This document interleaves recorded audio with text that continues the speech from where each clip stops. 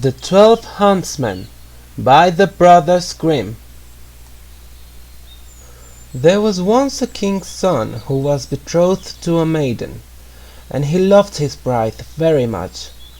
One day, as they were sitting very happily together, there came information that his father lay ill and dying, and wished to see him for the last time before his death. "I must go and leave you, darling," said the king's son, "and directly too, for I have a long journey to take, but I will give you this ring as a memory token, and when I am king I will become and fetch you home." Then he rode away, and when he reached the castle he found his father dying, and he sent very near. But he was able to speak, and said, "Dearest son, I have sent for you because I want you to promise to do as I wish about your marriage." And then he named to him a king's daughter who was well known, and asked him to take her as his wife. The son was so sad at these words that he hardly knew at first what to say. Still, he could not refuse his dying father, so he replied, "Dear father, whatever your will is, shall be done." Then the king closed his eyes and died.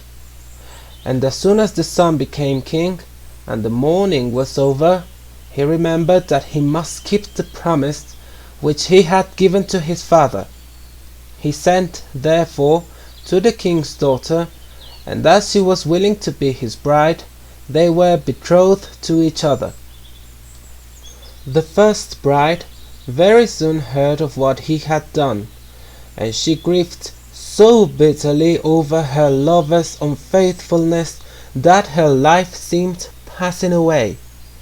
At last her father, who was also a king, said to her, "Dearest child, why are you so sad?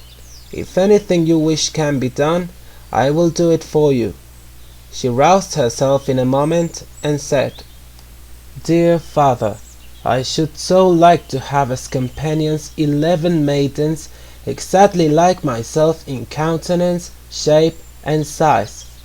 Her father replied, "As soon as possible your wish shall be fulfilled."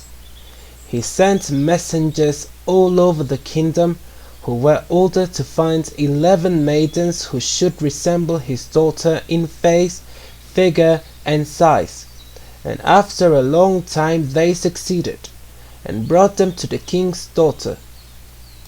As soon as they arrived, she ordered 12 hunting dresses to be made exactly alike, and when they were finished, each of the 11 maidens put one on, and she did the same. Then she bade her father farewell, and rode away to the castle of her former bridegroom, whom she still loved. On arriving she sent a message to the king, saying she was the chief of 12 young huntsmen who wished to be taken into the king's service. He came out to see them, but in the huntsman's dress he did not recognize his former bride. But he was so pleased with their appearance that he said he should like them to serve him very much, and so they all became the king's huntsmen. But the king had a lion, who was a wonderful animal, for he found out every concealment or secret.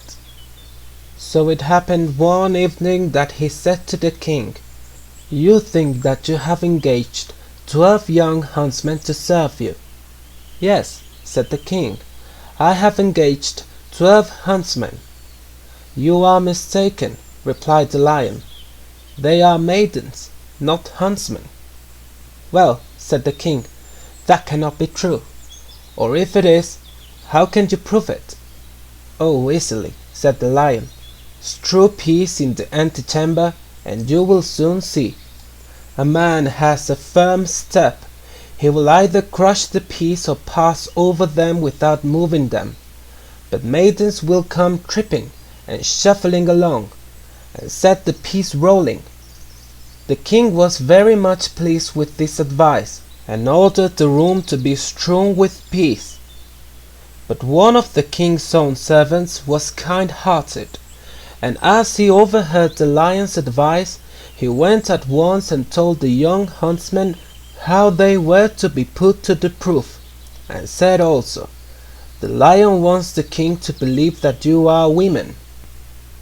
The king's daughter thanked him, and when she spoke afterward to the maidens about it, she said, "Remember to step strongly and with a firm foot on the piece." The next morning the king sent for the 12 huntsmen and met them in the antechamber, but as they passed through where the piece lay, they stepped upon them so heavily and had such a firm, strong walk that not a single pea rolled or even moved. After they were gone, the king said to the lion, "You have spoken falsely to me. They walk like men." "Yes," answered the lion. "They knew that the peas were put there to prove them, so they exerted all their strength. But now give them another trial. Have 12 spinning wheels placed in the anteroom, and when they see them, they will look quite delighted, whereas no man would notice them." The king was pleased with this advice also, and gave orders for 12 spinning wheels to be placed in the anteroom. The servant, however, who really believed in the truthfulness of the young huntsman, disclosed the plan to them. When they were alone, the king's daughter cautioned them not even to glance at the spinning wheels and to walk firmly. The next morning the king sent for his 12 huntsmen, but as they passed through the anteroom with a firm step, not one of them took the slightest notice of the spinning wheels. "Wrong again, lion," said the king. "They must be men, for they did not even see the spinning wheels." "Because," answered the lion, "they knew that you were trying them with another test." But after this the king would not believe the lion.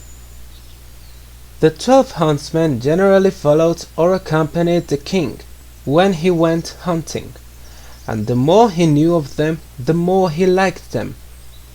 It happened one day while they were out hunting, that information was brought of the approach of the king's bride.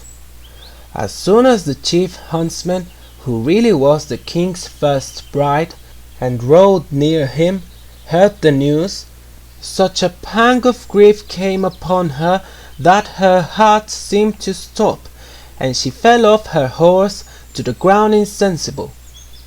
The king, who supposed that his favorite huntsman had met with an accident, ran to help him, and raising him up, his glove fell off. Then the king saw with surprise that he wore on his finger a ring which he had given to his first bride, and looking earnestly in the face, he recognized her.